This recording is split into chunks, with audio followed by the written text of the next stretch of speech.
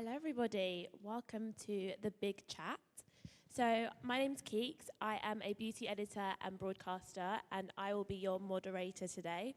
So, we're going to go through some questions, obviously, talk about such an important topic to us, our hair, and then we're going to have a roving mic for any questions you have for this amazing panel, who I think need no introduction, but I'm going to allow you to introduce yourselves because I will not be able to do it justice. So, let's start with Mia.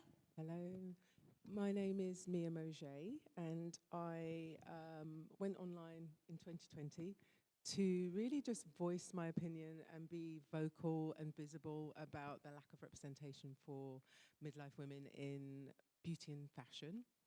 And as a result of that, I got scouted and I became a model at the age of 54. Incredible. And I've been doing that ever since, and by default, I've become an influencer as well on Instagram particularly, but also TikTok too. And I'm just having a blast and having fun with it. I need tips on TikTok. Any tips on TikTok? I need tips on TikTok. I repost what I do on Instagram and just see what happens with it. And sometimes I get lucky. Yeah. Wicked. Hi everyone, my name is Enitan. I am UK's first hair coach. Sorry, I'm really nervous, I don't know why. Don't be nervous. I'm UK's first Afro hair coach, and I'm also a trichologist. What does that mean? So hair coaching means equipping you with the tools, with the resources that, despite of me, get your results.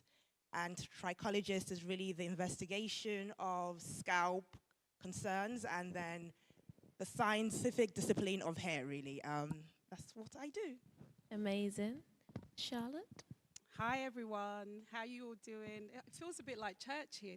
in here. And it's Sunday. Yeah. I'm Charlotte Mensah. I've been hairdressing for over 36 years. I know I look much younger than that. And I'm also the founder of the Maugé oil product range. I recently launched my charity, the Love Nardenswa Foundation, after my mum's passing. And yeah, I'm here to share my journey with you. Hi. I'm Shahira. I'm also known online as AfroGlory with an underscore, don't forget the underscore. And I'm a Black British beauty creator, so I do natural hair, skincare, and makeup. So yeah, that's me. Hi everyone, my name is Mary. I am the founder of a hairdressing company called Papachichi Style. I'm a celebrity hairstylist and I'm a hair educator. I specialize in weaves, wigs, hair extensions. That's my bag. So yeah, I'm here, I'm excited. And I'm a founder of an electrical hot tool called Pink Hot Comb. If you don't have it, go get it. Shameless plug, don't mind. But yeah, I'm excited. Wicked. We've got like a plethora of different specialities on this stage as well. So make sure if you do have questions, save them for the end and we will get round to them. But I want to let's start with you, Mary, because you've got your mic in your hand. Can you talk us through your hair journey? I feel like that's a good way to open up to people and, you know. Okay, wow, okay, cool. My hair journey, do I even know it? It's crazy. Okay, cool. So let's take it back. Everyone can relate to the story. African, Nigerian, thick hair. My mum was like, girl, we need to relax it. I probably got relaxed at 6 because it was unmanageable. And obviously someone is crying and screaming every time they get their hair done. So I think my hair was probably relaxed at 6. And then I was that girl in school that said, oh, you know, my hair would have been so much longer if my mum didn't cut it or relax it when I was younger. So obviously went through the whole breakage process. And then my mom has 3 girls, so it was DIY, relaxer, slapping it on the ends with absolutely no education on, you know, what it was. So I would go from bobs to long hair to short to pixie. Then I turned to become a teenager, and I was like, what was in fashion? All the gels, baby hairs, my hair started to break. And at this time, I found my love for hair extensions. And I was like, oh, okay, don't worry, I don't need to, if my hair's not long, I'm gonna buy it. So that was the beginning. Then I taught myself how to make wigs. So this was before YouTube. So everything was DIY, and thank God for my sisters. Shout out to my sisters who went to school looking a hot mess when I'll make them wigs that just look like trash. But they supported the cause and they stuck through it. Yeah, so I'm actually natural. So underneath my wigs, I'm natural. I can be natural one day. I can have a blonde wig tomorrow. You might walk on the road and I have a jet black bob. I might have a fringe on Tuesday. I'm that girl. Like, hair for me is my wardrobe. I change it based on how I feel. So even this morning, I was like, should I wear the red wig or the blue wig, or should I have my hair out? Should I have a ponytail? Yeah, so my relationship with hair is versatile. I'm very versatile. I'm not stuck in my ways. I play with it. Yeah, it's just me. That's it. Amazing. And Shahira, I've just heard recently that you had another big chop.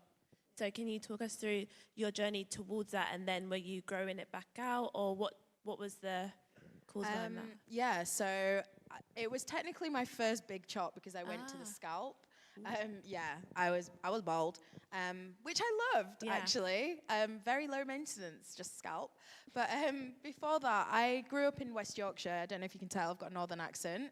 Everyone's nodding. Okay. I need to work on that. No, please don't. It's so friendly. Okay. So I grew up in West Yorkshire, so I was predominantly surrounded by like my white peers. So when I grew up, I just wanted the swishy hair, you know?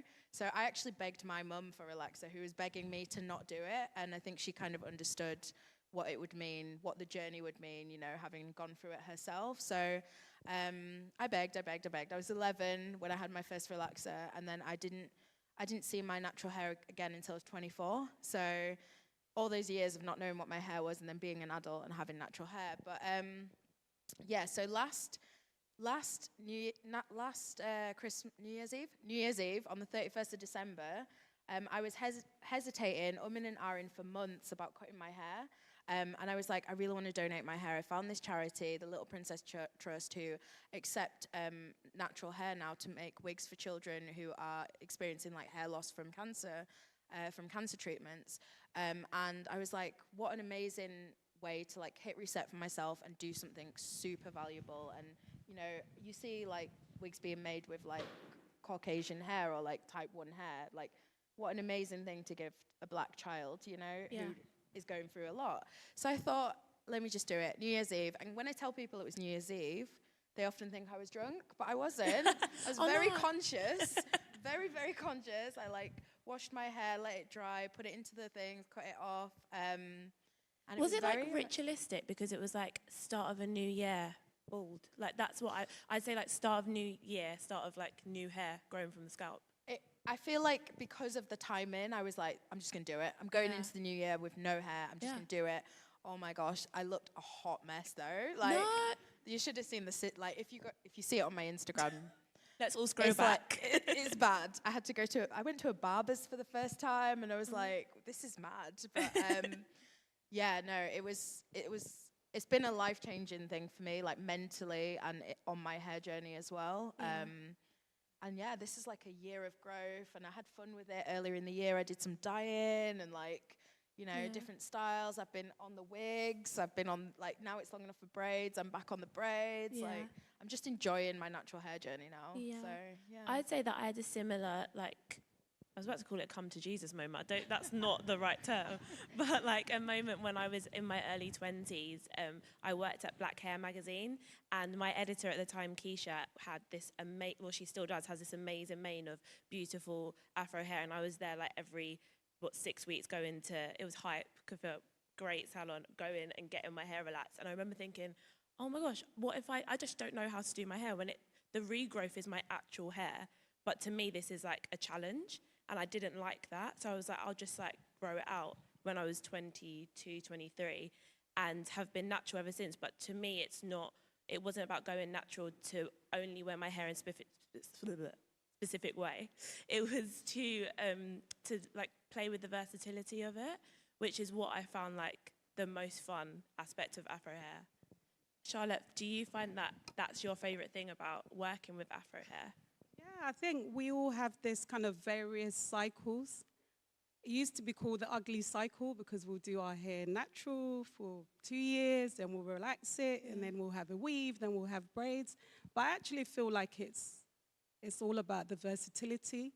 And also, if you know how to look after your hair properly and how to care for it, it doesn't really matter because right now, I mean, I've been like an authority for natural hair for many years. I used to write for Black Hair magazine. Got a question coming about that. My book, Good Hair, is all about embracing, celebrating, and honoring your natural hair. But I'm finding like so many people are calling in and they want short pixies. So we're sort of going back to the relaxers.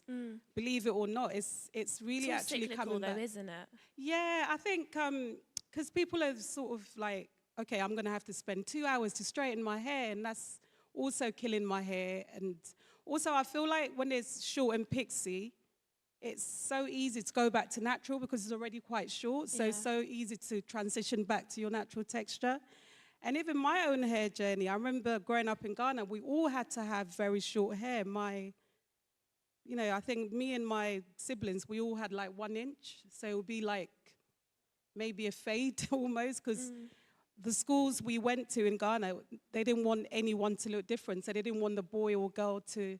That's so interesting. Because they didn't want us to be interested in boys. So the whole thing was like, just have your hair short. That was the reason. That's a new uniform policy I've never heard before. And I remember coming to the UK at the age of 11 and getting bullied because my hair was so short and my mum had to start threading my hair. And I remember being hooked up to the ceiling because, it was traumatic. Is that the technique for threading? Yeah, the hair threading. So it was a way of like really stretching the hair and it kind of gives you instant length. Yeah. So my mum thought that would be the best heat way. Stretching. Yeah. So my mum thought that would be the best way to grow my hair. And I'll come home from school because I was getting bullied for having short hair. I had an African accent. I was dark skinned. And I was like, I want my hair to look like the others. They all had relaxed hair, cornrows with beads. So she's like, okay, let's start. Oh. And then I would go to school and I would be so embarrassed because at the moment I opened, the classroom door open, they would be like laughing at me. But then I look at it again in like 2017. I did the same style for Erykah Badu. Wow. And everybody was like, oh my God, this is like, so it's just. Yeah, it comes around eventually. And I've never seen you without an amazing hairdo. Like literally, I don't. Can you just whip it up immediately? Like now? This was maybe 4 minutes. Wow. But it's just literally. no. It's 5 bobby pins, open-ended bobby pins, very important. Wow. So the open-ended bobby pins are the ones that separate. Yeah. So from what I can hear here, the hair's a very emotional thing. Yeah. So it's expected that your journey too will be emotional. So my personal hair journey, or my routine, starts off with minerals and vitamins from what I eat and what you drink or whatever you take in internally, because that would affect the follicle bulb and the quality of the hair that comes out of the scalp. Yeah. And then you build on that with styling, because it doesn't matter how great your routine is, the most amazing product, if your style is not aligned with whatever you want to see, the result, you're quite frankly wasting your time. Right. When you build on the styling, the next thing to think about is your products, which is what I do. So products in terms of the ability to give you moisture momentum, meaning longevity of moisture. And then finally, you need to align your mindset, because that's where the greatest journey will be. How you perceive your hair, your attitude towards your hair, and what you believe your hair should do. And if you can align all 4, you will have the most amazing, difficult, but at the same time, amazing journey. I feel like I've just listened to a sermon. That was beautiful. That was some anointing. Yeah, exactly. Bless us all. Now, your hair, I feel like I saw your hair before I saw you. Do people say that to you often? Like, your hair is so beautiful. And you've had a journey recently, or not recently, but going to grey and, like, accepting your hair and that, like, aging, that's your thing? That is my thing. Yeah. But I want to stick to one of Yeah, the of course. initial question, which was about the hair journey prior to going silver. Oh, okay. Because I think that's my question later. Do you say So silver instead of grey? I do, yeah. Okay, I'm sorry. It's not an silver. insult to say grey. Don't worry Okay. about it. That's fine. But just in terms of growing up, Yeah. with my hair texture Yeah. and not having representation and all of that. I wasn't really deeply affected by that. I have to say that I'm a child of the 70s. So in the 70s, it was all about black power and your natural hair. So I had an afro. Did you grow up in London? I grew up in London. So I had an afro in the 70s, which I was very proud of. And then in the 80s, it was lovers rock and reggae and all of that. And again, the afro was a thing. The bigger, the better. Yeah. So for me, that was fine. 90s, I went through a phase of relaxing it, burning my scalp, having awful experiences in hairdressers, which was completely unnecessary at the time because I could have just blow dried it. I don't know what. Right, yeah, 'cause so it's true. Anyway, so had that experience, pixie cut as well. And then the 2000s again was still sort of braiding and relaxing it and straightening it. And then the greys came in the 90s. So that's when I started dyeing it. Okay. And it wasn't really about the texture so much then. It was more about the colour and hiding the colour and the fact that I didn't want to be seen as old and labelled as old. And so I went through this whole journey of almost 18 years of dyeing it dark for this fear of being judged as irrelevant and old. And then stopped in 2016, which is what you were about to ask me about. In 2016, there was no reference point. There was nobody else doing it at the time. And I felt very alone. And that was probably the only time that I really did not like my hair because of the transition, which was a very difficult time for me. I felt butters for 2 years. So it was just really not nice. Butters. Yeah, I really did. It was not a pretty sight. Was it black and then It was silver? So I had like a skunk streak in the middle and then the dark dye on the ends, and then I bleached it and it turned into like a candy floss texture and was bright orange. No, it really wasn't good. I'm having palpitations thinking about it, to be honest. PTSD. Yes, exactly. But then here we are today, and I'm happy once again. And can you talk us through your hair care routine at the moment? So my routine at the moment really is very simple. I wash it once a week, condition it. The only tricky bit is the detangling, because I only do it once a week, so the detangling thing is a lengthy thing. So my wash day is very much a self-care day. So I will take my time with it. And whilst I'm detangling, I'm de-stressing for the week as well. Nice. It's a bit of a ritual that I have. Candles, a bath, Okay. music. Okay. And I just take my time, Yeah. I feel like I need to take that track because I do all my housework at the same time. Oh, really? Okay. Yeah, so like start this bit and then I'll do the hoovering. I'll start this bit and then we'll do and it's like, I'm making it so much more stressful for myself. No, it's a self-care day for me, I love definitely. It's my way to de-stress. And what about your hair care routine and your scalp care routine? I'm really interested to know because you're a scalp gal. Well, my hair, is this on? Yeah, my hair care routine is exactly as I mentioned.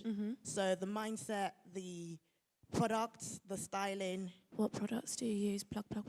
Okay.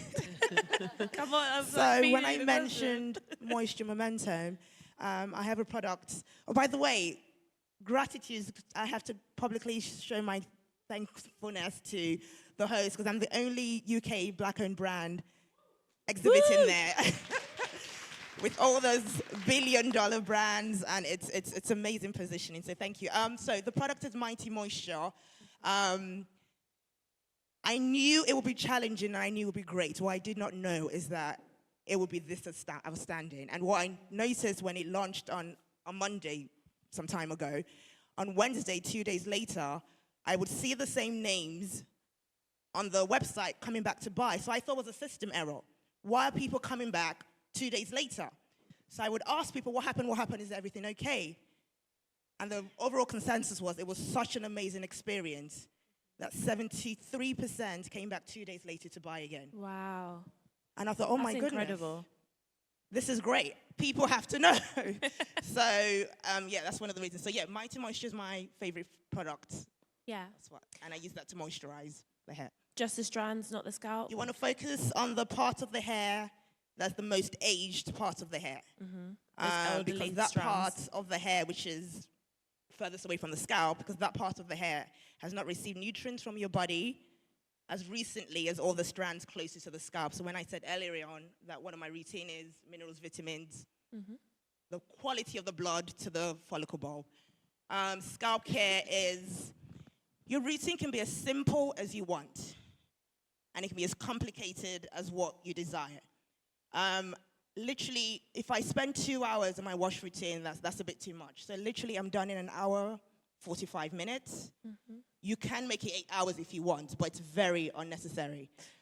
Simple and effective is what you want. Keep the scalp clean and rotate between a moisturizing shampoo and a clarifying shampoo.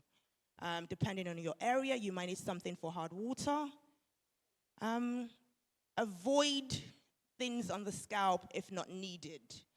Meaning, if you don't have a scalp concern, a scalp condition that has been diagnosed, if you feel like I need to put something on your scalp, but you don't have a scalp concern, then that's concerning.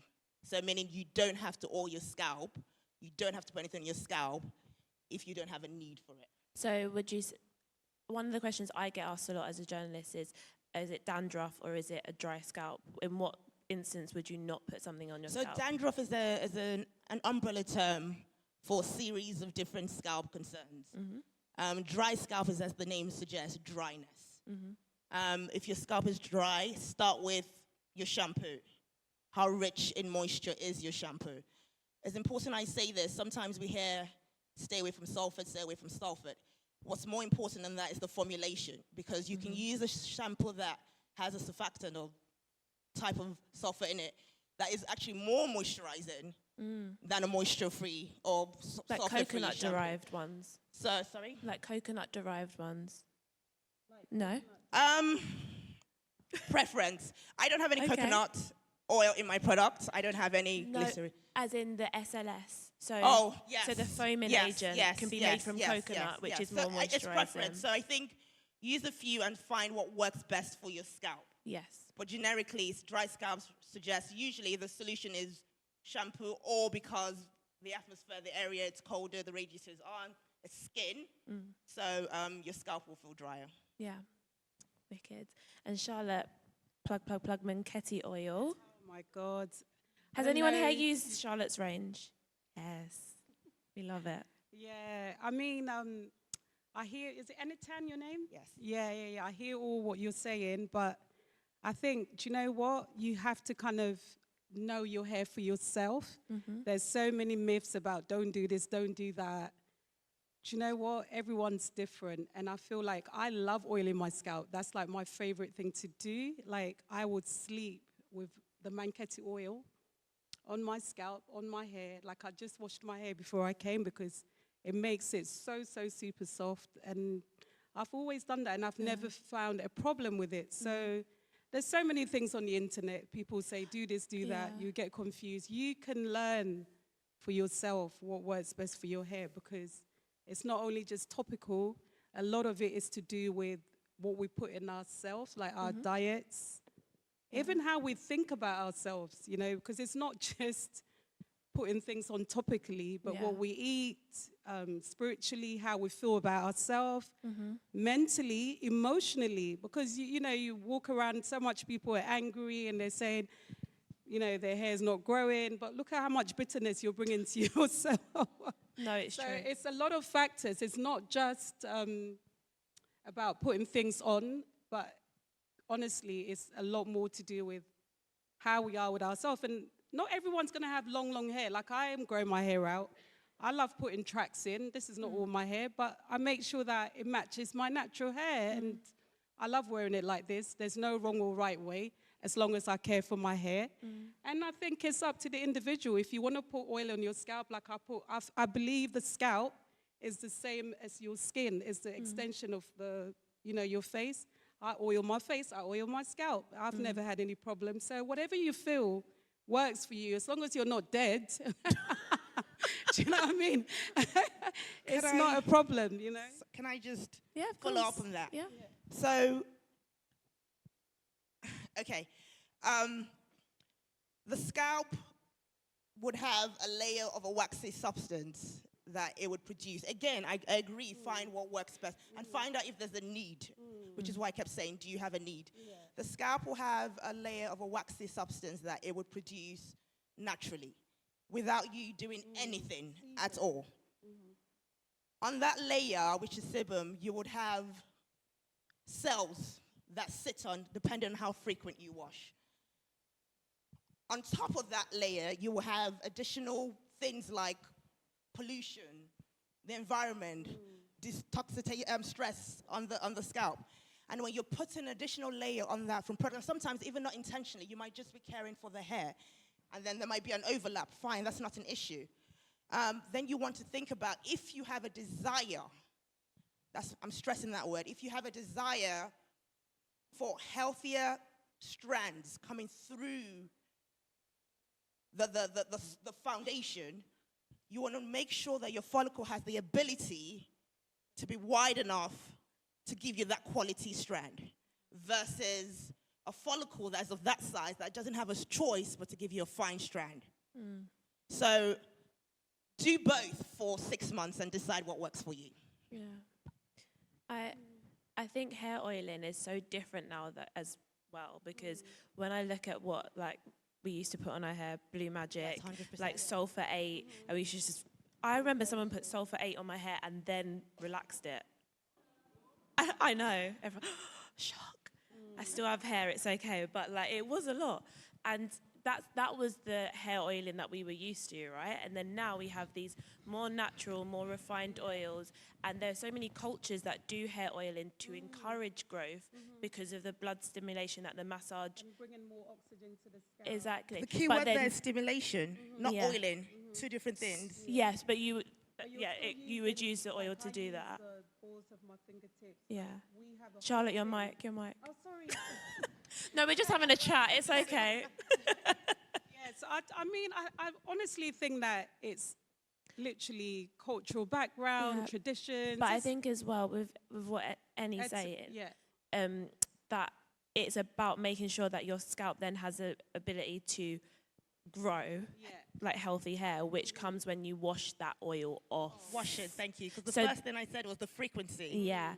So it's about if we come from an age now where co-washing is so frequent that people are scared sometimes to use foaming shampoos. Yeah. And you need, if you're going to use oil, you have to wash it off with a clarifying shampoo. I mean, one of our most honestly, our most requested treatment in the salon is the salt scrub. Yes, yeah. Which is in a day, we don't even have enough people to do it. We have a waiting list. Wow. And everyone comes in, they're working out, they're using loads of products. Like everyone's using edge control, this gel, I want to lay this, I want to do that. So there's always residues left on the scalp. So actually using the oil and the salt removes so much of the buildup. And you find that the hair is so much more healthier. They're getting more growth, there's more oxygen, Yeah. to the scalp. So I think it's all in experience. And Shahira, what is your, do you use scalp scrubs? Do you use oil in your hair? I'm scared to say. No, I'm joking. I'm joking. No. I agree with a lot of what's been said, to be honest. I think finding your own natural hair journey is so important. When I first went natural, I did not have a clue. I was buying anything. I would have bought McDonald's grease if someone told me it was good. Do you know what I mean? So before I knew, I was just trying loads of things, and I think a lot of my platform was built around people also just watching me try that. And I think I would reiterate and be like, I'm so sick of us having to spend £8 every other day trying to find the right shampoo. So just let me do it for you. I'll be broke. I'll take the bullet, guys. You guys just watch and wait. And then I kind of came to this realization, what works for me is not going to work for everyone. But that's influencer culture, isn't it? It is very we're influencer so used culture. to that. Watching someone do their hair care routine and be like, her hair looks like mine, so I'm going to try it. But actually, it's well, no, you haven't touched it. You don't know the density. You don't know what her routine is throughout the week. You don't know anything. You've just seen her hair look nice, and you're like, bit of me. Very that. And I feel like that's why I kind of spread myself across beauty a bit more, because I didn't want people to just, like, I'm called AfroGlory because I started my platform as like a natural hair creator, but I didn't want people to think that I was telling them what they should buy and then they've wasted £8 because AfroGlory told them to buy this thing that doesn't work for them. I also realized on my natural hair journey, I went to an event once and there was someone set up with, like, you know, those scanners where you can see your scalp. Oh, they're so real. Like, They're really it's good. disgusting. It's gross. It is gross. And actually, at an event, I realized that I actually had something more than just like an itchy or dry scalp. They were like, you need to see someone about this. So I kind of, I haven't. I should. Don't We're watch holding you me. accountable now. But yeah, it kind of made me realize, like, scalp care is so important. Like, the whole time I was just like focused on hair, focused on conditioner, focused on oils on my hair. But like when I went into scalp care, like focus more on scalp care, I do occasionally use scrubs, but I don't like putting bits into my hair because it's so coarse. Same, yeah. It's hard to get them out. So I like using, like, does anyone have that Tangle Teaser scrub? Ooh. You know, the like scalp A scalp one. brush. Yeah. I switch between the like sulfate-based shampoos and like co-washing or moisturizing shampoos. There was a point where I didn't use sulfates at all, and I was like, why is my head on fire? Like, because if you listen to the internet constantly instead of listening to yourself and your own body, then you'll soon find out that, like, not everything is for you, you know? But yeah, I just, now I'm in a place of absolute privilege. I found an incredible hairstylist in Manchester. So I travel from my hometown to Manchester and I just have someone do it for me. I've done it once before and I'm done. But no, it's nice having someone with the skills and having good hands that remind me of my mum's hands when I was growing up, you know. It's just nice to be able to also support a Black-owned business, a Black woman. And she's teaching me now that I've like had my hair fully chopped and I'm regrowing it, like my texture's changed and like, yeah, it's just, I'm on a whole new journey. So I'm just constantly learning and evolving with my hair, I guess. And I think everyone should acknowledge that. Yeah, not acknowledge. Oh, that's acknowledge you growing with your hair, or acknowledge. I mean, themselves. everyone should acknowledge their own hair journey, like wholly. Mary, let's talk a bit about protective styling, because I think that it's just boomed. Obviously, because so many people have gone natural and then realized how versatile it can be to, you know, tuck it away during winter when you go away. But I think there's also the flip side where people go, oh, this protective style has damaged my hair. What do you have to say about like protective styling and keeping your hair healthy as well? Yeah, I think that's definitely a good point. I think protective styling, some people use it as a crutch, and that's what I'll say. Like, they fall in love with wigs, but they don't take care of their hair underneath, and they spend thousands with me. And like, I have clients who have like 10 wigs, and they've spent maybe 20 grand, but underneath their hair is dead. And do you say that to them as you're taking? I'm very real. I'm a realist. Anyone who knows, if they say my chair, I'm going to tell you what it is nicely, because I'm going to point you in a way that we can help it. But reality is, I feel like sometimes it becomes almost an obsession, and I found this with myself as well, that even if my cornrows are dry, dusty, crusty, I haven't washed my hair in 2 weeks, I can fling the wig on and nobody needs to know. Right. But then I literally had to like self-evaluate and be like, okay, Mary, firstly, hygiene, let's wash your hair. Secondly, without your extensions, are you happy to wear your hair out? Exactly. And I don't want to get so deep, like it's self-hate and all this stuff, but yeah, you wouldn't, like, if my skin was visible, I'm gonna cream it, right? So the same way, like, I make sure I treat my hair, I take out my cornrows, I get it done, I do my treatment. So I feel like it's a balance. And then especially with wigs, the whole debate about like frontals and glue and how it takes your edges. But I stand here and I say, like, I've been wearing wigs maybe for like 10 years and my edges are intact, but it's all about placement and it's all about where you go and all about knowing. So for instance, if I glue, I'm never ever gluing on my hair. It's always on my skin. So it's like little things like that. So I think protective styling is good if it's not a crutch and if it isn't something that you use to hide away. So I feel like we need to remember, like, if you're going to spend £1,000 on your wig, but you can't spend £10 on a product that's going to make your hair better, then you need to really go back to the drawing board and actually think, what am I doing here? So yeah, for me, it's like protective style should be an extension of you. You should be able to wear it at any time, but at the same time, I think it's very, very important without the wigs, what are you and how do you feel about yourself without that? Yeah, I agree. And how do you style your edges when you have a wig? Because if anyone's, I've literally tried, but they're always lifting. I always have to have a fringe, like because I can't style edges. Like, what's your biggest tips on that? So if you guys follow me on Instagram, you'll know that I'm the queen of lace. I'll say that with no shame because I've been doing this for a long time. And I'm very, like, now, if you guys have seen lace evolve, you know, like, back in the day, those laces were terrible. Literally, hairline down here, blunt cut, straight, horrible. They've evolved now and there's, like, so much better, like, products. But at the same time, I feel like it's a trend now that everyone does the swirly, whirly edges, round. I can't do it. Yeah, you don't have to, though. I think the key thing is getting a good wig and getting a good stylist. Once they cut it and it's like custom to your hairline, it will make it very easy. And I think that's the problem as well. A lot of people buy ready-made wigs and it doesn't actually fit you. And especially everyone says the size lift. They do because it's not your size. Right. So naturally you're gluing it down, but the tension is pulling it back because there's not enough lace there. Right. So it's all about the construction. Your head's too big. Is that what you're thinking? Not even that. Not enough lace to cover your you might have longer head. sideburns. Your edges might be a little bit far forward. So there's many factors. So I would say start with a custom wig, and then your stylist. I would say your stylist should equip you to be able to lay your wig down without them. You shouldn't be dependent on your stylist. So everyone that comes to me, you get a tutorial on how to do this yourself. Because you can pay me and I can take your money, but you represent me when you walk out that door. So if your edges are flying to the sky, you are not going to say Papachichi did my wig. So I think it's all about education as well and practice. Like, it's not something that comes naturally. So what 3 tools, I'm going to say 3 tools, would you say makes a perfect wig accompaniment kit? Right. So everybody in here needs to go and buy Pink Hot Comb. It was made by me, black-owned product, and it's incredible. Featured in Vogue. Yeah, I'm shameless. I don't mind. It's black-owned. I made it. It was made with love, and I'll tell you the story behind it quickly. So everyone knows the wall one, the gold one that everyone has, old school. Have it. And I remember my clients always used to come and be like, yours is so hot. Mine takes forever to heat up. I don't understand. I'm like, girl, it's been on since 9 a.m. to make sure that it's hot when you come.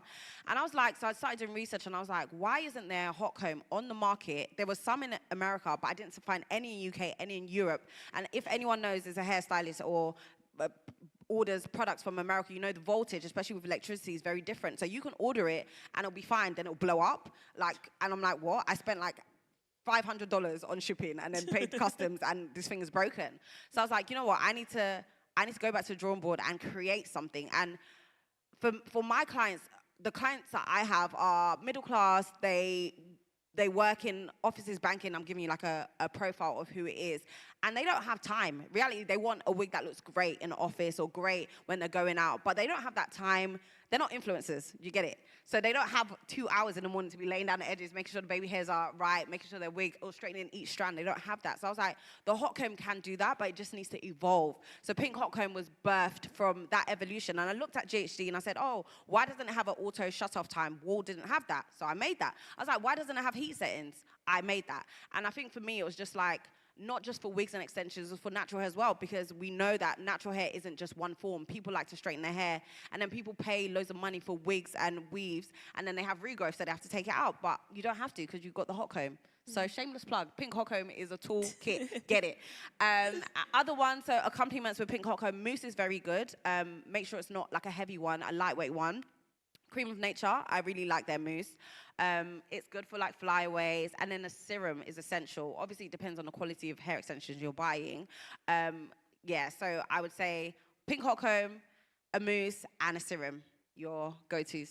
Amazing. Can I just say I use the Pink Hot Comb. I don't know how many of you like have a weave hair or wig hair, but not a wig, but a weave. When you work out and the sweat gets to just the root area, it's so good to just lay it down. Like, it honestly is. It's been a game changer. So thank you, Mary. And Charlotte, underneath the wigs, let's talk about that. 3 tips that you have. I don't know what that was. That's 4. 3 tips that you have for natural hair specifically, if you wear your hair underneath. Yeah, the I wig. think if you're wearing wigs, it's so important to care for the hair underneath, like you were saying. So I really believe in steaming the hair like once a week or every 10 days. You know, come in, get your hair really lovely steamed, hydrated. And then also, for me, I'm not a fan of glue. Like people say, oh, stick it on your skin, it doesn't come off. But I see glue like plaster. If you put a plaster on your skin and you take it off, there's always bits of your hair. If you have hairy arms like me, there's bits of your hair on the plaster. So I would prefer, like any clients that come to me, I prefer if they didn't have any type of glue in, because people will say, oh, it doesn't take off your edges, but it does. And it's not breathable because it's, you know, it's a synthetic substance. And also regular trimming. I mean, we're all so afraid, like we want to grow our hair long, but when it comes to trimming, like people say, I trim it myself, or I trimmed it like 6 years ago. I mean, come on. You file in your nails when you go to get your nails manicured, but when it comes to your hair, you're afraid to trim. So trimming is really important. And also, can you please take the wig off at night and just get some oxygen to the scalp? Do not sleep. People have the wig on and it's on for like But it's months. easier, isn't it? Yeah, but what about just, I mean, there's nothing nicer than just getting air to your scalp. You know, I mean, I know it's different for everybody. Some people cannot take it off, but if you can, I think it would be so good to just be able to have a wig that you can, I mean, that's what I think you should do. Try and do a glueless one. I mean, I think, honestly, I think going forward, we're going to see less glue in because, I feel it's really causing a lot of problems. I go to places like Ghana, and I was just in Joburg, and I was horrified. I was like, what's going on? Yeah. It's like everyone's got this wigs on. It's been there for like 6 months, and it's stuck down, and you're trying to see their hair, but that's like, it's just, but it might be back to what Mary was saying, that it's like, oh, underneath they haven't been taking care of their hair. A lot of people too are so scared just to wear their own hair, which is really sad, because no matter what your hair is, that's your hair.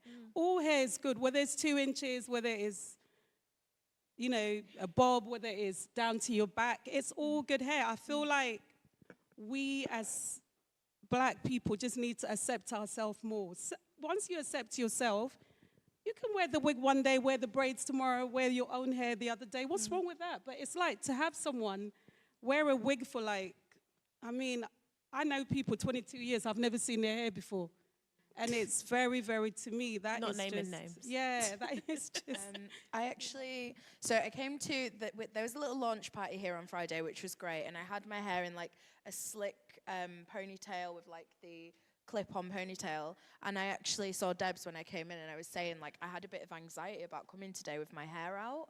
And I couldn't like work out, like I woke up and I was like, I really want to slick my hair back and look, you know, sharp and on point. And then I was like, but I love my natural hair, so I don't know where this anxiety is coming from.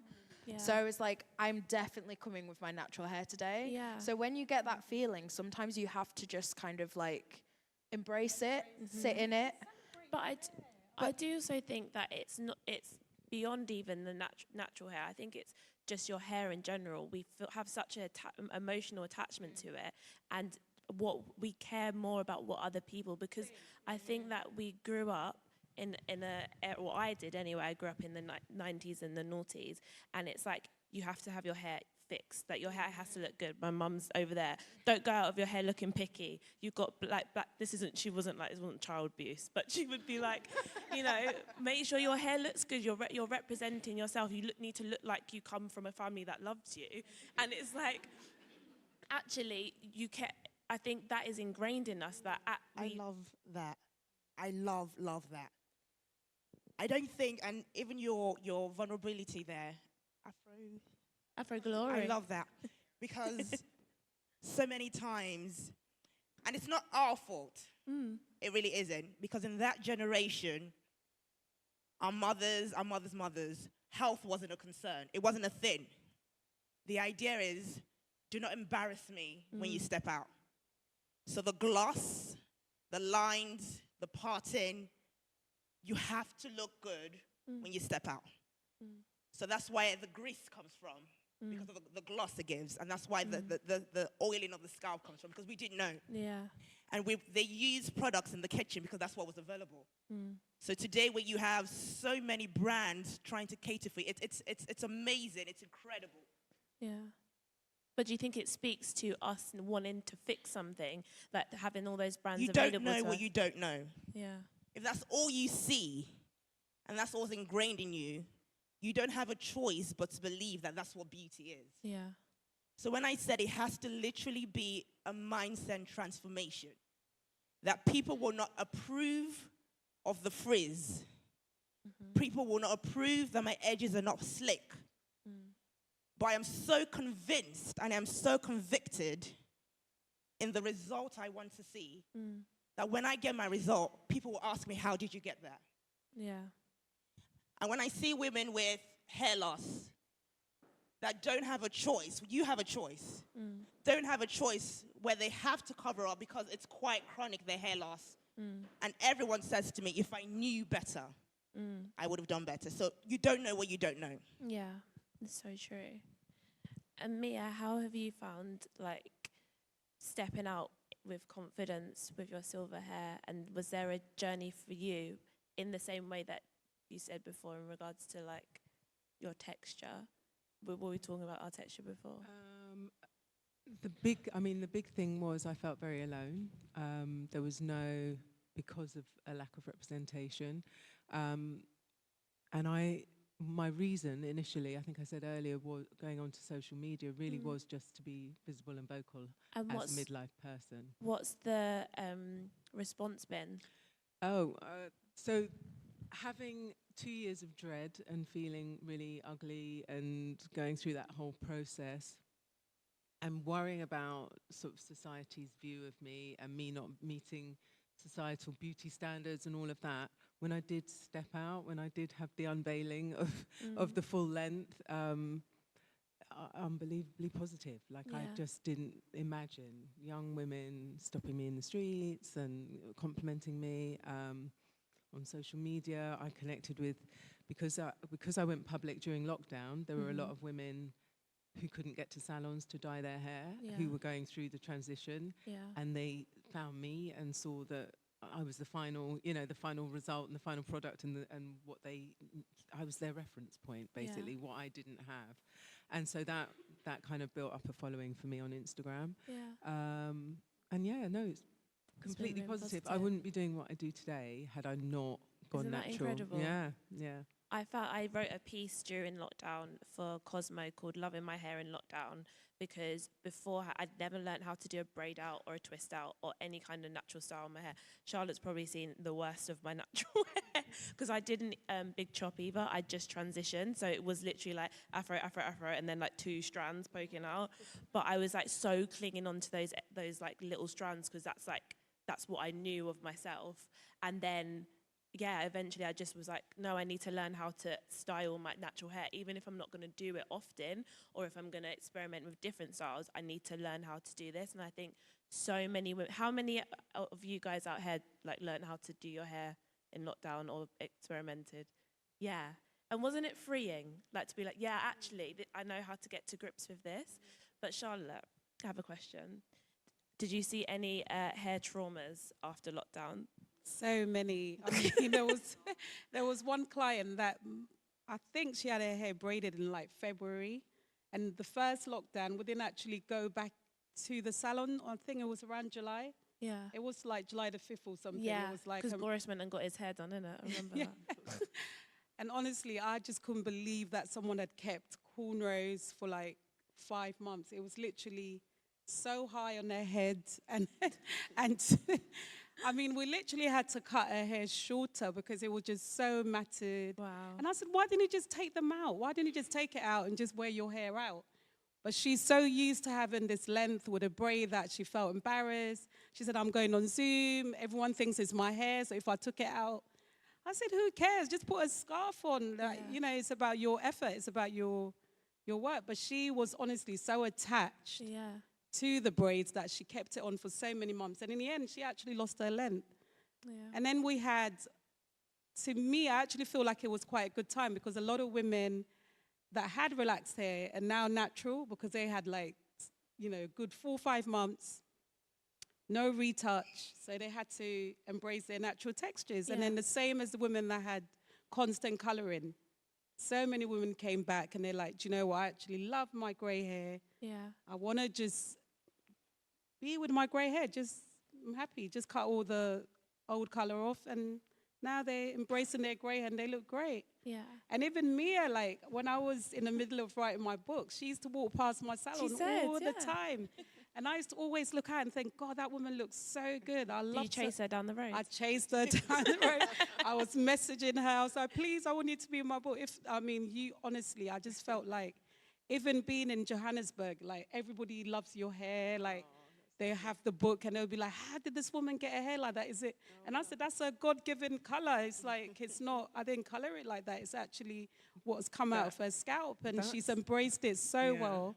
That is the irony, actually. When I did dye my hair, nobody said, oh, do you dye your hair? But now they do, all the time. Yeah. I mean, there was that trend as well where everybody wanted their hair grey. Yeah. So if someone has like and your grey is so even and so shiny and so beautiful. So they were saying to me, what colors did you use? Are you sure you're not telling us the truth? And I'm like, it's her hair. It's a God-given color, God-given texture. So, And also, sorry, Mia. Normally, well, not normally, some of the time you see that when you go silver, your texture changes. Did your texture change at all? It's definitely, it's funny because there's some areas where it didn't, and then others where it did. So I think scientifically it's meant to change because it loses because of the process. Yeah. The top is a bit more frizzy, which I'm not anti-frizz. I actually really am anti people that are. And I really think brands really need to get a grip with the language that they use on products. Yes. Because frizz grows naturally from my head. If I didn't put any product in my hair to manipulate it and get curl definition, which I don't do sometimes because I like to just let it be sometimes. Free the frizz is one of the... Love that. is one of my hashtags. Free the frizz. Yeah, free the frizz. Yeah. Because to demonize frizz and what grows from our heads naturally is just not on. Yeah. I don't think there's anything wrong with straightening or anything like that, but You to looked be at me so anti- intently there. No, because That's I'll do okay. it. No, but That's okay. I like the versatility of our hair. Exactly like you said earlier. Yeah. I'll straighten mine sometimes too. Yeah. I'll do the whole definition thing. Yeah. But frizz gives us volume. You know, if Yeah. I didn't have frizz, my hair wouldn't be voluminous.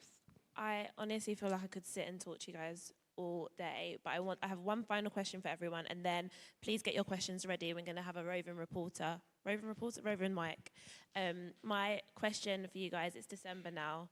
What's your biggest hair wish for yourself and for everyone else in 2023? I can start with Mary because I see you looking at me.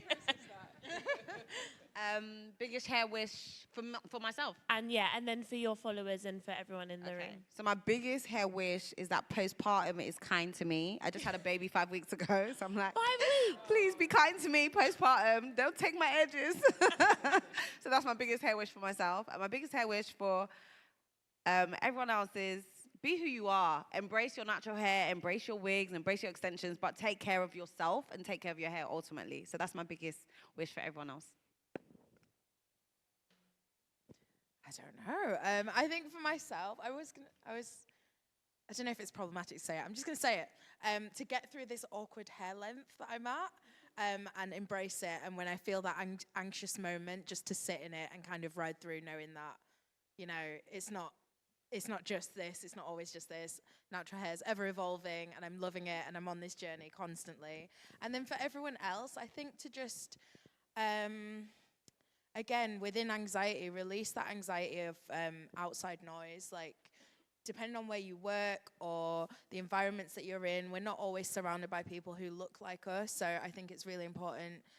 I hope that in the next year and moving forward, you all learn to just love yourself in every environment and every situation and know that you are the standard of beauty.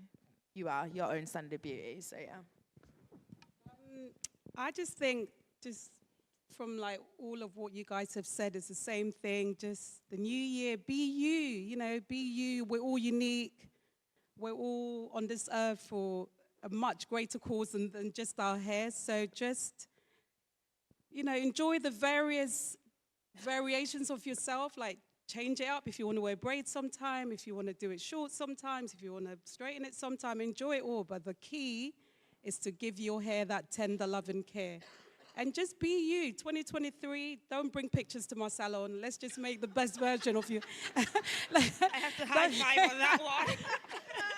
Just bring, let's come, just come to the salon and let's make it the best version of yourself. Yeah?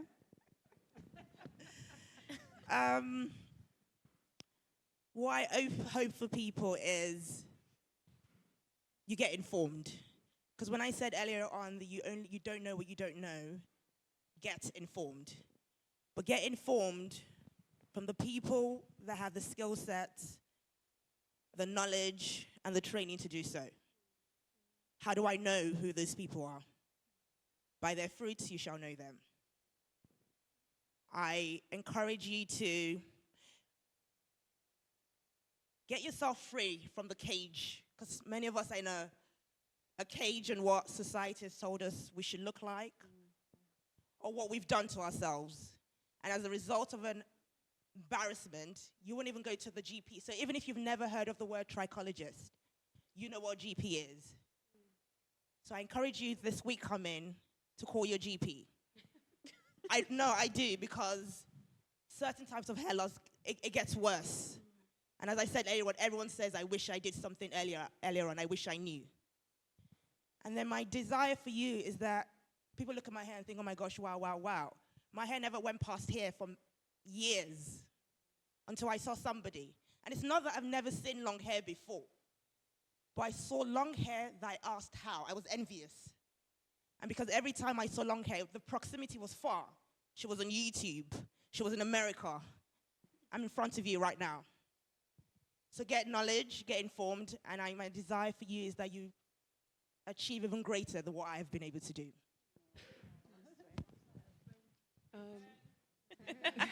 Yes. I mean, all lovely stuff. I would just say, just in light of everything that's been said, whether you oil your scalp, whether you have wigs, whether you don't, whether you go natural, whatever you do, just enjoy your hair. Just enjoy it. And mine would be, for myself, is to remember my confidence and don't let outside noise cloud my confidence. And then for everyone else, to enjoy your hair, love playing with your hair, and yeah, just be you, like everyone else said. Guys, it's been so fun. I've had the best time being Andy Cohen. That's what I felt like today. Thank you. And does anyone, do you want to pop your hands up if you've got any questions? Oh, okay, we've got a question here and here, so I don't know who's got the mic. Just over this lady here. Do you mind standing up? Yay. Hi. Say your name as well, please. Hi, my name's Medina. I'm from Trinidad, actually from Trinidad. Amazing. No one needs to question. Welcome. Thanks. I had a question, growing up, everyone is like, oh yeah, my hair would keep growing if my mom didn't cut it, as one of you were saying.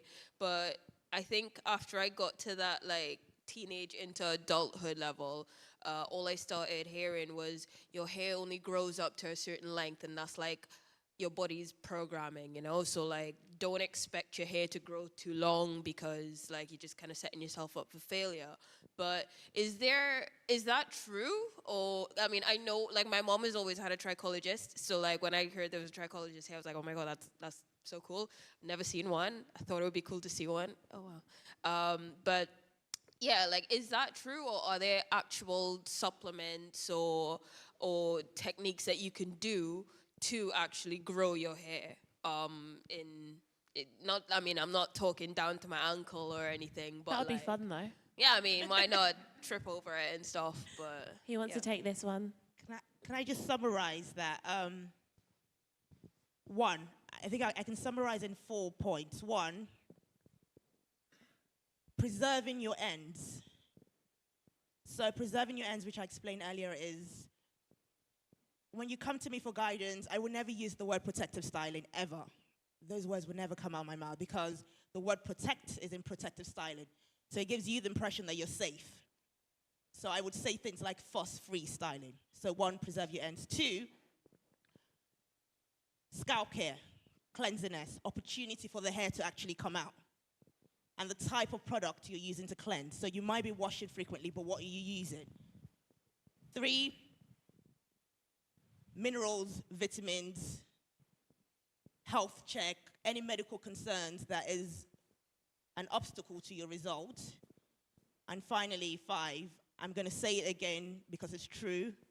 Align your vision, your mind, your attitude of your hair to what you want to see achieved. Amazing. Charlotte, do you have anything to add? I also believe that growth and, full hair, thick hair, it all comes from hereditary. So some families, their hair just grow long. You could try like everything. Being tall or short. Sorry? It's like being tall or short. Yeah, kind of vibe. like, it's not everybody that's going to have long hair in this world. And it doesn't mean you're not good enough. I think it's about us accepting whatever your length is, as long as it's healthy, it's quality, it's, you can do, again, like going back to like being you, like trying to achieve this long hair. Maybe nobody in your family has long hair. Maybe your hair only grows to like, to your, to your chin. What's wrong with that? That's still nice. That's still good. Can I add? I'm not a hairdresser, but I've spoken to hairdressers my whole career, and one thing that I would say is that trimming your hair is so important. Not just because, so first of all, if you've got split ends, those split ends travel, then it causes breakage, so your hair looks shorter. But also, if you get breakage and shedding, your hair doesn't look as thick. So then it looks straggly, and then it feels like it's not growing. So I honestly, sorry, go. Sorry, just to add, I don't want you to hear genetics plays a part and then use that as an excuse to say, I won't even try. Genetics will play a part in the color of your hair, to some degree, volume, density, based on how you care. Even if no one in your family has ever had long hair, I'm the first person, and I have several clients who have said, I'm skeptical, but I would try. And a year later, they're crying, saying, oh my goodness, I can't believe this is my hair. So I want you to try, because you can push boundaries.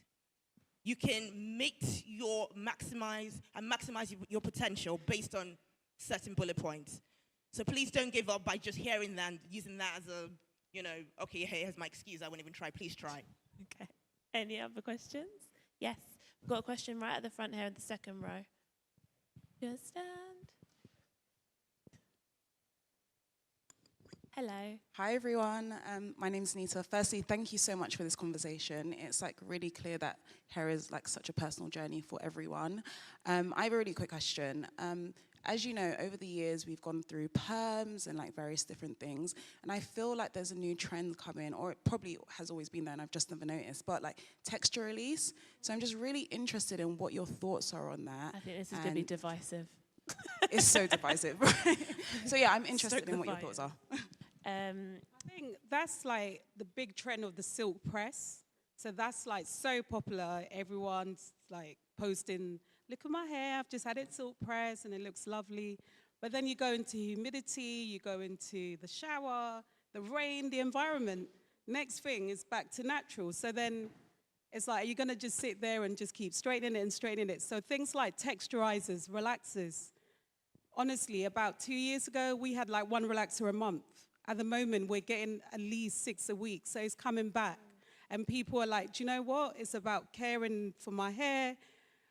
I'm feeling like having my hair straight. I'm having fun with my hair. It's not that deep. The hair on our head is actually dead. Once it's not on the scalp, once it's out of the follicles, it's just hair. Have fun with it. Like the same way you would change your clothes. Yeah. Honestly, I think we as black people, we're too deep about wanting long hair, wanting this, wanting that. We just need to, there's so much more serious things out there to think about that I'm not saying not to think about your Yeah. hair, but it's in the Yeah. bigger scheme of things. It's just funny that we're on a It's hair just pod. your It's not that hair. deep, Just guys. have Go away. It's fun. fine. Have fun with it. Make sure you look after it. Of course, it's important. Who wants hair loss? Nobody wants alopecia. Nobody wants breakage. Nobody. But it's just hair. Honestly, at the end of the day, have fun with it. I write about hair and I've written about my texture release journey. I don't know if any of you have read it, but I love texture release. Like, that's just how I feel. I love my natural hair, but it's a tool for me to express myself. I don't cling, for me, to the pattern that comes out of my scalp. I just enjoy whatever comes. So I have a leave out at the moment. This bit, because I'm straightening it more, is going to have less of a curl pattern. It's still there. It's not fallen off my head. I'm taking care of it. I think if you're going to get a texture release, you have to let go of caring about your curl pattern, because you do end up straightening your hair more. And people say to me, will my curl pattern come back? Probably not. Probably not, but it doesn't mean your hair's not natural. Your curl pattern just can't be the same if you're beating it into submission every week when you're washing it. So That's fine too. I mean, Yeah. that's just another chapter, right? You're just, but that's your you've just got to, either be okay with that or not be okay with that, and deal with the kind of the consequences of that. It's the same as if you bleach your hair, your curl pattern changes, but no one talks about that. Everyone's going copper and bleaching their hair and then putting copper into the hair, but that's also going to change your curl pattern as well. So I think it's been demonized a little bit because it's got the word texture in it, and you're going into it changing your texture, which if we're coming in from a natural hair point of view, is now like, you're going away from being a natural girly. Well, it doesn't. If that's not what you want to do, that's not what you want to do. But this is from the non-hairdresser. I was just going to say, like, my personal opinion on it is that I would avoid it, but only because in my head I know how I was with relaxer, and I was very attached to that. So, like, personally, it's not for me. But I also think within black hair spaces, within the black hair community, we need to stop policing each other. If someone wants to relax their hair, we should support them in that. If someone wants to release their texture, we should support them in that, because when we start judging each other, it opens doors for people not within our community to start saying, well, I've seen this girl's got a hair texture release and that looks better than your. I feel like we need to support each other in whatever hair decisions we're making. Wigs, weaves, whatever, yeah. Firsthand, I actually got a texture release. So, as I said, I've been natural for a long time.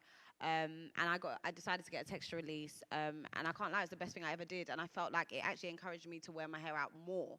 And I felt like I had a lot more breakage when my hair was kinkier in its tightest form. I had a lot more breakage than I do now. So I feel like my hair is a lot more healthy with the texture release, or at least I'm maintaining a lot more length. And for me, texture release actually did the opposite. I didn't have to straighten my hair as much, and it gave me versatility, and I wore my hair out more. Over the summer, my hair was in braids. I had my hair in a ponytail, and I was like, rah, I can do this. And my hair isn't loose. Like, I still have my curl pattern. It's looser, but it is, nobody's seen me and said, oh my God, your hair's, my hair still looks very, very much afro. So I feel like it's also what you do with it as well. So, if you want it, get it. If you don't do it. Can I just say as well that the texture release is a system created by Avalon. So it's like a very specific product. It's not like getting a keratin blow dry, which has loads of different brands that do them. The texture release system is by Avalon, which make haircare hair products, right? There are levels to it. So you can either use it a little bit, and then they do passes. So when they go do one pass to get it straightened, that end result is going to be different to if they do 7 passes to get it straightened. So you just have to have that consultation beforehand with your hairdresser about what you want to achieve with that. Yeah? Questions? Oh gosh. Now you're brave. Right. But let's do this lady first. Sorry, I keep calling you guys ladies. I hope you don't mind. If you stand up for us.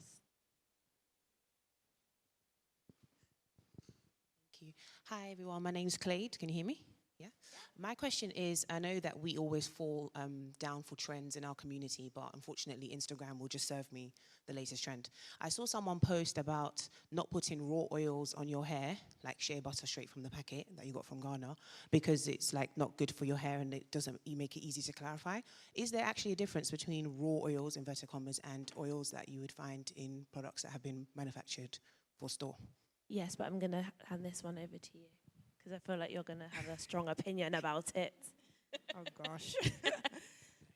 So your question was, should we use oils or butters on the hair? Is that to summarize? Or is there a difference between like an oil that you'd buy from a shop and a raw oil? Well, you can buy raw oils and raw butters from shops. The question is what type of store. There's different grades of oils and butters, so it can be raw, but what grade?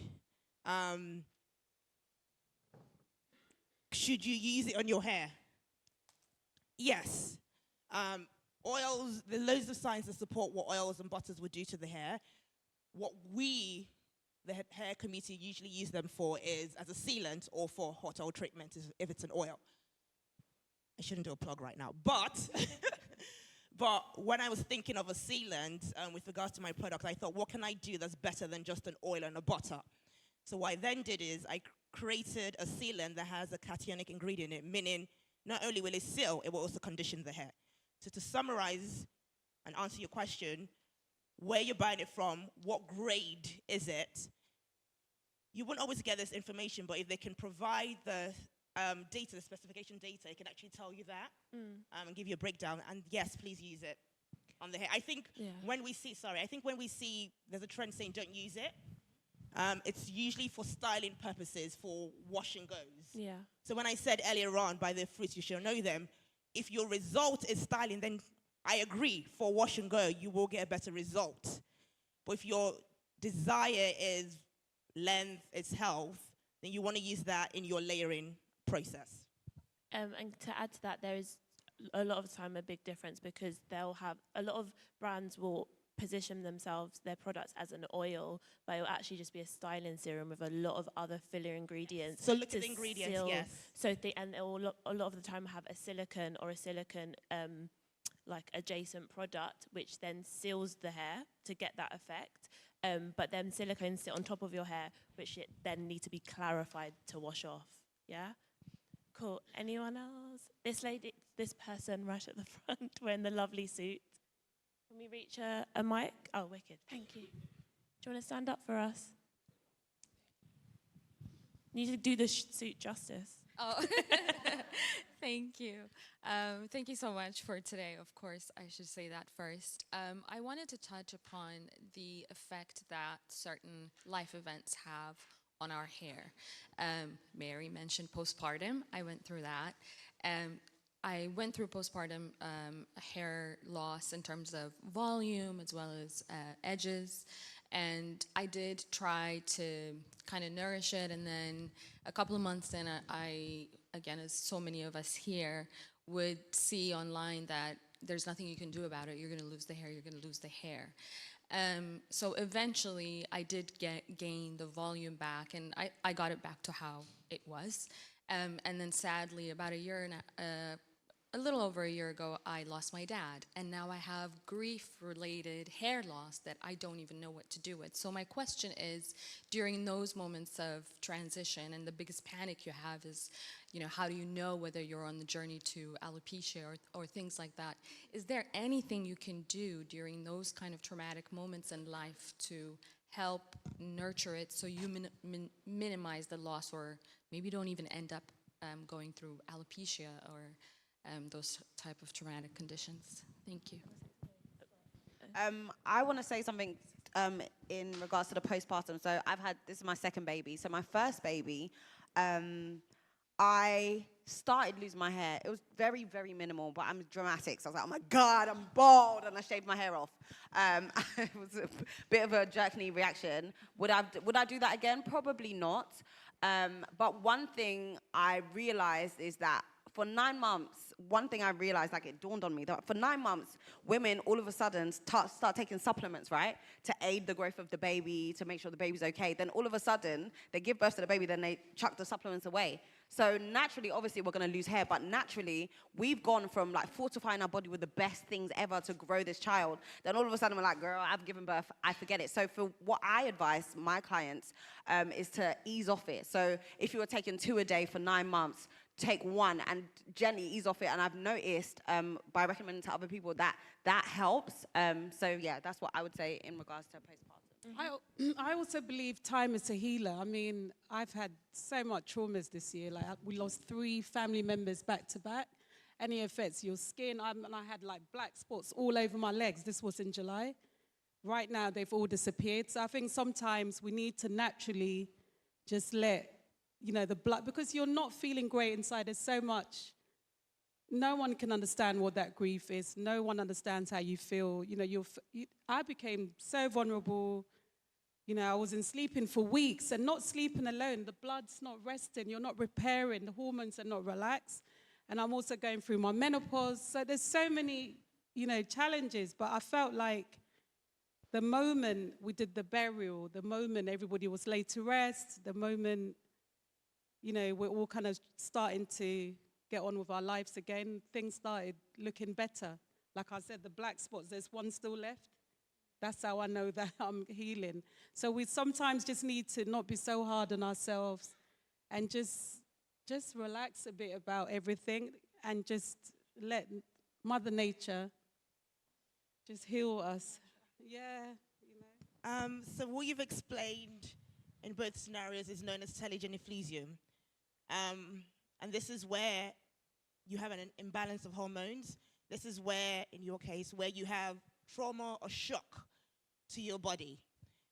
And then what the body does is it will prioritize, what I said earlier on, nutrients, vitamins, blood flow. It will prioritize what is of greater need.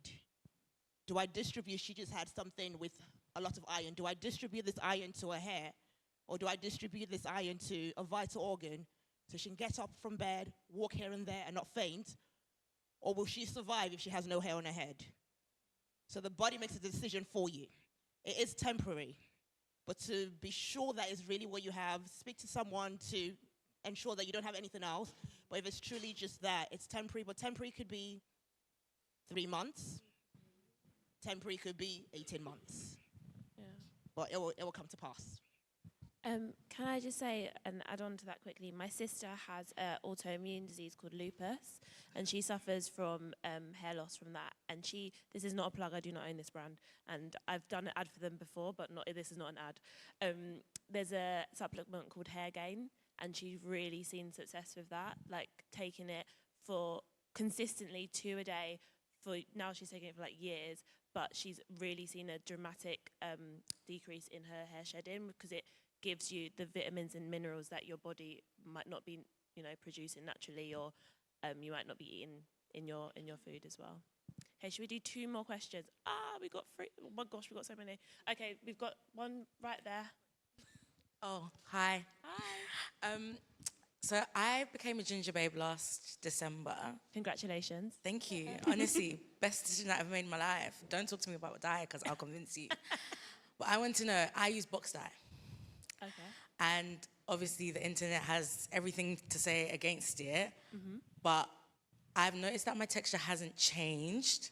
Mm-hmm. I just want to know from a very educated point of view. Yeah. Is it wrong to use box dye, or can I get away with it? Because I don't plan on going back to black. So so box dye. So is there a problem with box dye? Box dyes, I say no. I say bleaching at home, no.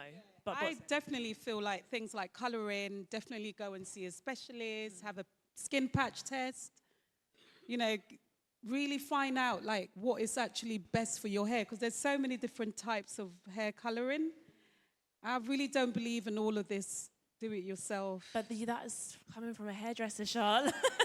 Sometimes we can't come to your salon and get our hair coloured. I used a box bleach for the first time. I'd never even thought about bleaching my hair. But when my hair started growing back and I was in my fun phase, I was like, I'm gonna bleach my hair. Like, and I did some research and I found a box products and box dyes that work best for natural hair that you can do at home. So it's Bleach London. They've developed their like bleach to work on Afro textured hair. So I think just do some research as well. If you wanna, if you're in your fun phase, just do a little research and like, or if this is who you are and this is where you want to go, just make sure you're using the right product for your hair. I'd say as well, like bleaching your hair, I do think is such a, like, especially if you're doing a scalp bleach, which is when it's touching your scalp and you could do damage to your scalp. If it's, you know, a bit further down, maybe not.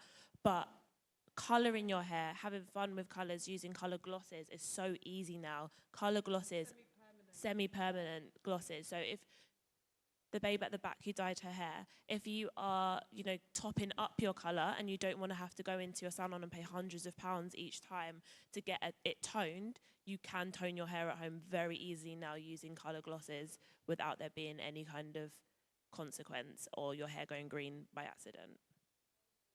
Cool. Lady in the blue top, and then we'll do one more after that, and then we're gonna duck. You what, sorry? Oh. Hi, I had my hand up for like so long. I'm sorry. No, it's fine. I wanted to actually ask on behalf of like Muslim black girls. I'm Indian and Guyanese, so I grew up and my mom oiled my hair, but I wouldn't really say knew how to take care of like black hair. What would you guys advise for someone like me who has to wash her hair from root to end to scalp about 5 times to almost 7 to 8 times a day, depending on for prayer and stuff like that? As someone who just genuinely has no idea what she's doing, I feel like there's not really a good representation for what I should do. What would you guys like recommend or anything like that? Shameless plug, go ahead. No, that's a good question. That's a good question for ladies who cover their hair for faith reasons. Sorry, did I understand that correctly? Yeah, for faith reason who, I'm learning, Gussel, is that right? Okay, thank you. So the constant contact with water, literally drenching, will damage the hair. It does. So what I would advise you to do is let the water evaporate quickly as opposed to slowly air drying, because you're doing it several times. Letting the water evaporate quickly doesn't mean blow drying in terms of with heat. You want to do something that is the equivalent of standing in front of a fan. So it can be the cold setting, which is kind of the same thing, standing in front of a fan. You don't want a slow drying effect. And then you moisturize. The other thing you could do with the scarves, my understanding is that that's not something you have to do at home. Is that correct? Forgive me if I got that wrong. You don't have to do it at home. Okay, so if you don't have to, that will also allow so that the scalp isn't constantly wet. What often happens, not in your case, but what often happens is that people confuse wetness for moisture. Wet hair is just that, wet hair. It has nothing to do with moisture. So let it dry out quickly and then top up with a moisturizer. And if you can, don't wear the scarf when you're home. Cool. One more question. You put your hand up so delicately. Yes, you. It was beautiful. One mic here.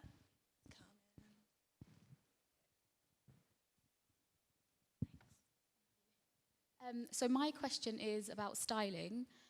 Is it safe to use the round brush method to blow dry like natural hair if it's professionally done? Because sometimes I do straighten it and go to the salon, but they use the round brush and it comes out a lot smoother, a lot shinier, which I actually prefer. But I also think, like, is it safe? Is it damaging my hair? I mean, the round brush has just got a ceramic element to it, so it just makes the motion of the dry and you twisting your hand more smoother. So if you could do it yourself, I mean, a lot of people find it very difficult to hold the dryer and use a round brush at the same time. So are you able to do that yourself? No, I tried. Yeah, I think leave it to the professionals. If you can't do it yourself, you probably end up with an arm ache and all sorts. So, but it is safe. I'd say that it's safe for someone else to do it, but when you try and do it at home, sometimes it can get tangled. And because the bristle tip is quite rough, if you do use it in the wrong way, of course you can be pulling. Pull the hair and stuff. Yeah. Okay. Cool. Thank you guys so much. I'm sorry we don't have time for more questions, but this has been amazing and you've been a great audience. Enjoy your Sunday. Thank you. Thank you. Thank you.